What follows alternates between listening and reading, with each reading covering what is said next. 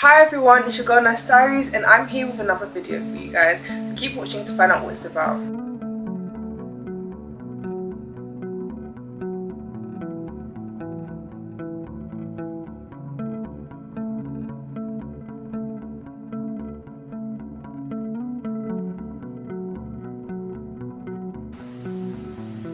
So hey guys, I feel like I've always came on this platform, I've always spoken about being a nurse, but I don't think I've ever really broken down like how I became a nurse to begin with. So I'm just going to explain to you guys my steps into becoming a qualified nurse, just for those who don't know already. So for me, my explanation on how to get into nursing is individualized to my route in life of where I was. So when I was in sixth form, and I was in sixth form here in the United Kingdom in London, and I studied health and social care.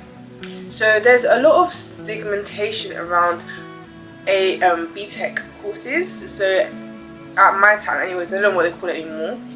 I think they call it an extended, I don't know what they call it anymore, but at my time anyways, we were calling it BTEC Health and Social Care Level 3. And sometimes people just think, oh, you didn't do an A-level, so... However, BTEC Health and Social Care is equivalent to 3 A-levels, that's why it's level 3. And the reason why I chose that is not because my GCSEs were rubbish, but it's because I had an idea of what I wanted to do. From early on, I always knew it was healthcare related, so I felt like studying health and social care would help me towards the avenue of what I wanted to do. I had an idea I wanted to be a nurse, but I wanted to initially be a peds nurse. However, health and social care covers like nursing, midwifery, etc. So for me, I felt like it was interesting for me to actually learn about all of this stuff prior to actually going on to university and choosing what it is I really want to do. So the reason why I'm explaining this, the reason as to why I'm explaining this is because, as I said before, a lot of people think you're doing a BTEC, so it's like you're not smart, you weren't smart enough to do A-levels, or you didn't get good GCSEs. But it's actually not the case. Some individuals actually do choose these pathways due to the fact that they already have an idea of what they want to do. So there's also like business BTEC diplomas as well, for level 3 diplomas as well, and that is for those who have an idea exactly that they only want to do business or something in that field. So yeah, so I studied health and social care level 3 for 2 years at sixth form college, and within that time we actually did learn a lot about anatomy and physiology. We uncovered new information just about nurses. My teacher was also, she had been a nurse, she had been a midwife, so she was somebody who was really informative and inspirational. That's what I would call her. She was informative and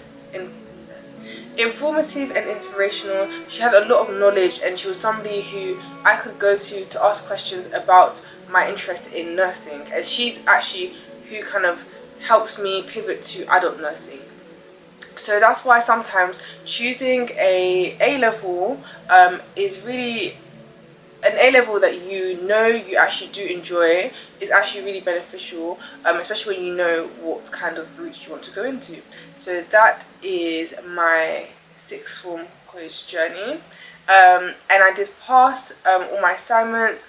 I worked really hard. I got distinction star, and I was extremely proud of myself.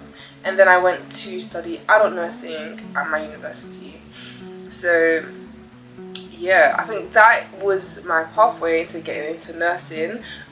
So if you want to get into nursing, you don't have to do a BTEC, by the way. If you still want to get into nursing, that's not the only route. You can actually do A-levels. It's good to have a kind of science with your course that you do, because I think one of the university requirements for nursing was that you were studying an A-level or BTEC science. So if you are choosing, if you say to yourself, I'm not too sure about nursing, I'm thinking of nursing but I'm not 100% sure, then I would say maybe do a A-level of your choice, because you have 3 options. So choose your options, but with your options, choose one like healthcare based option as well, something to do with like, you know, anatomy and physiology, just so that we know that you have a science background, because that's all about nursing.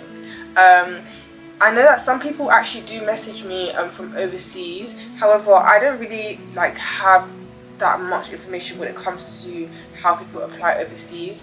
I'd definitely say research here. There are some nurses who are overseas nurses who can explain more information in regards to that, and I'll put their ads in my description comment, so you guys who are overseas nurses can actually like know the right routes to go into applying for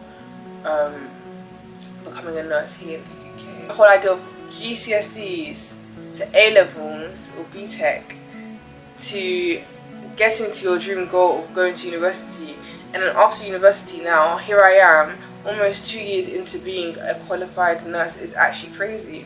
And currently I am also a practice assessor, which is something that I've actually found really cool at the same time, because so if you don't know what practice assessor is, it's an individual that helps out students. So when you go on placement as a student, you get allocated a practice assessor.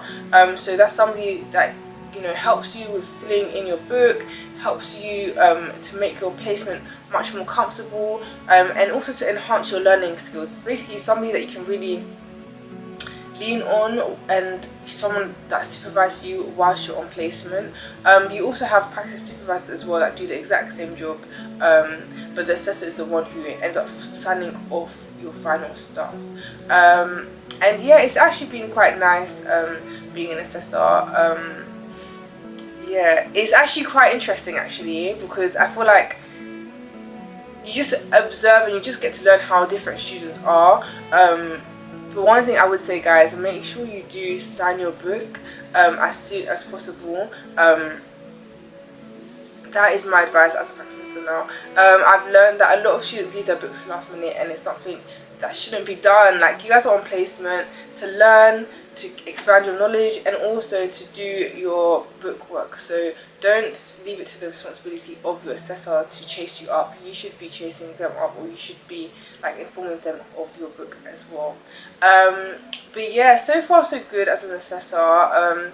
It's definitely interesting, like being the teacher now, because at first, you know, people were teaching me, and then now I'm now more comfortable in my position and able to teach students as well, which is really nice, and it's a wholesome thing as well.